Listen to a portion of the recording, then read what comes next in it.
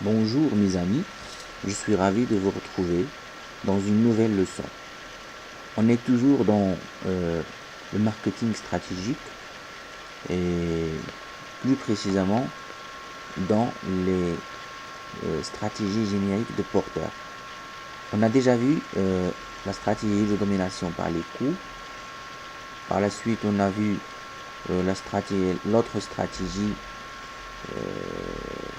qui consiste donc la stratégie de domination par les coûts, l'autre stratégie qui s'appelle différenciation, c'est-à-dire comment se démarquer de la concurrence. Donc aujourd'hui, on va voir la stratégie de concentration ou bien de focalisation ou concentration. Donc, consiste à se concentrer sur un créneau en niche. Donc, un créneau ou un niche, c'est un segment précis. Donc, une typologie, une catégorie de clientèle spécifiée avec des caractéristiques spécifiées. Donc, la stratégie de focalisation ou concentration, c'est une stratégie conservatrice qui consiste à développer un avantage concurrentiel sur un segment limité, voire unique, de manière à avoir une exclusivité de la production. Donc, on a un segment qui est limité, donc spécifique, avec des caractéristiques spécifiques. Et nous, on a l'exclusivité de la production pour ce segment. Donc c'est une sorte de spécialisation puisqu'on focalise, on concentre nos efforts sur seulement un seul segment du marché ou ce que l'on appelle niche. Par exemple, une entreprise qui fabrique seulement des voitures de luxe, c'est seulement pour un segment limité, celui des gens qui sont de la moyenne aisée, de la classe riche. Donc elle fabrique des voitures de luxe, comme des marques comme Rolls-Royce, etc. Donc la stratégie de niche ou de créneau consiste à se concentrer sur un petit secteur de la demande. Donc, la stratégie, comme on a déjà dit, la stratégie de niche ou de créneau, donc il concentre ses efforts sur un petit secteur de la demande. Donc, c'est un segment limité, voire unique. Donc, soit en spécialisant dans une partie de la gamme d'un produit, soit en se spécialisant dans une zone géographique ou sur une catégorie de clients donnés. Donc, cette focalisation ou cette concentration, soit elle se fait sur la gamme de produits, sur le produit, le produit, comment il est fabriqué, la technologie, etc. Soit elle est spécialisée dans une zone géographique précise, donc le nord, le sud, un pays ou une région quelconque, ou sur une catégorie de clients donnés. Donc l'entreprise elle est spécialisée de fabriquer par exemple des vêtements pour femmes, ou bien spécialisée pour la fabrication des vêtements pour enfants, etc. Donc l'entreprise concentre ses efforts pour produire des vêtements pour tranche d'âge, par exemple des enfants. Donc c'est la stratégie du spécialiste qui va créer une niche et se concentrer sur les besoins d'un groupe particulier de clients sans prétendre s'adresser au marché tout entier. Par exemple, comme on a déjà vu, par exemple, le marché des friandises. Donc le marché des friandises, il y en a de tous les genres, et une entreprise a décidé de fabriquer d'ores et déjà, et dès maintenant, que des friandises sans sucre. C'est-à-dire, il vise un niche, ou bien un segment limité, celui des gens qui ne consomment pas le sucre, en l'occurrence les gens diabétiques.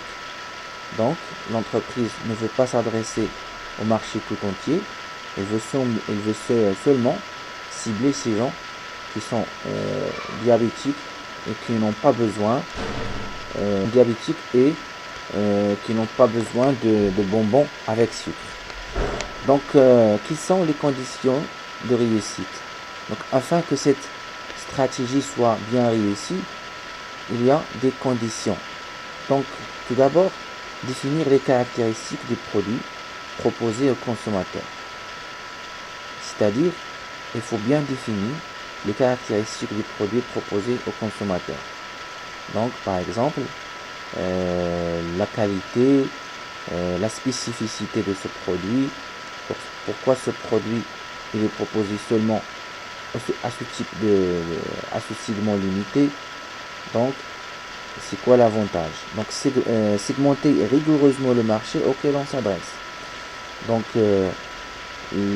la tâche de la segmentation d'un marché donné, selon les caractéristiques de chaque type de clientèle, ou bien de chaque gamme de produits. Donc, ça, c'est pas facile. Donc, il faut prendre le soin de faire un travail rigoureux et bien précis. Et parfois, ce travail sera trop fastidieux pour bien déceler et détecter toutes les différences des produits.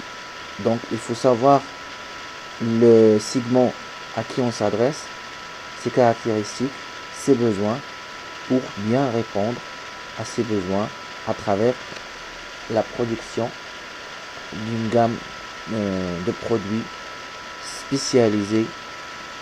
Donc, c'est ça, segmenter rigoureusement le marché. Donc, adapter le produit aux besoins du consommateur. Voilà, comme on a déjà dit.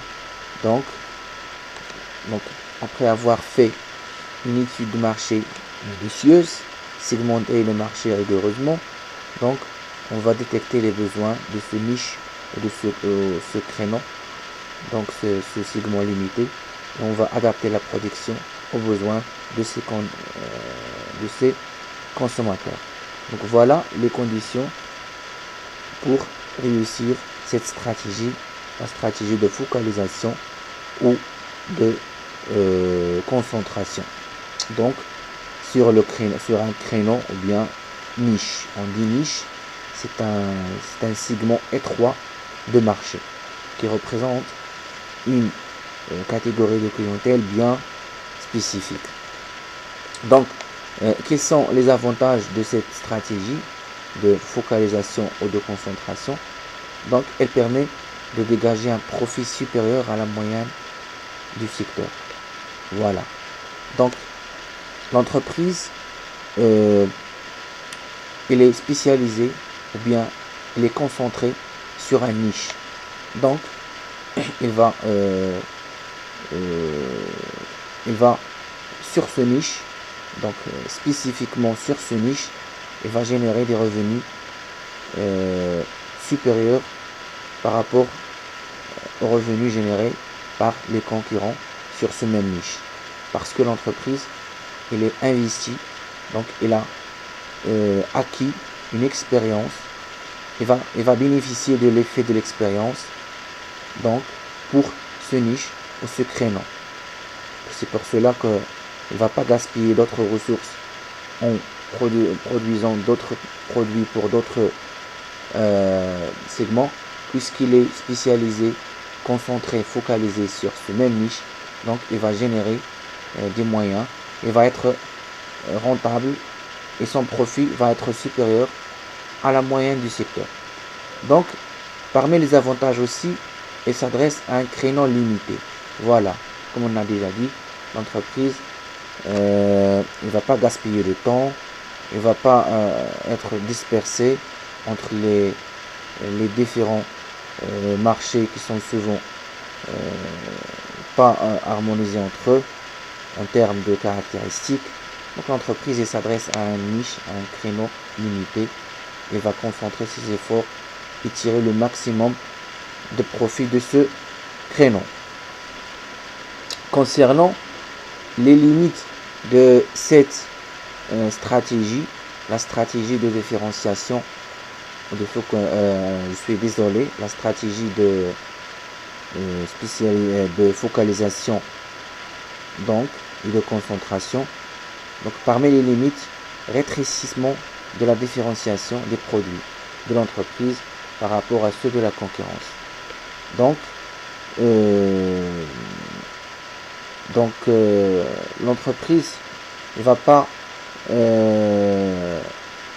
créer un produit de qualité qui est un petit peu différent.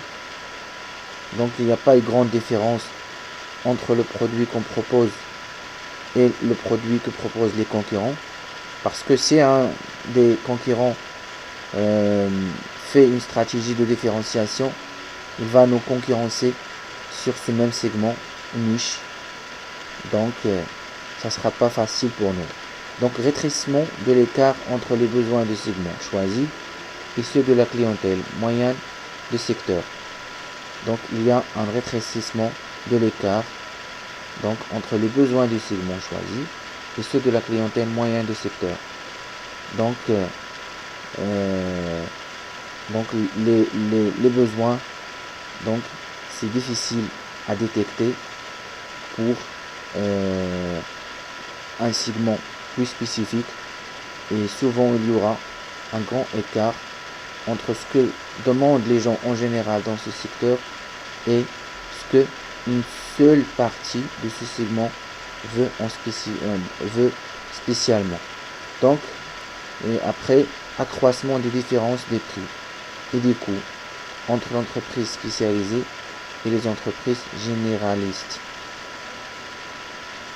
Donc, il y a une grande différence des prix entre les entreprises spécialisées et les entreprises généralistes. Donc, c'est ça les limites de cette stratégie. Donc mes amis, merci pour votre attention.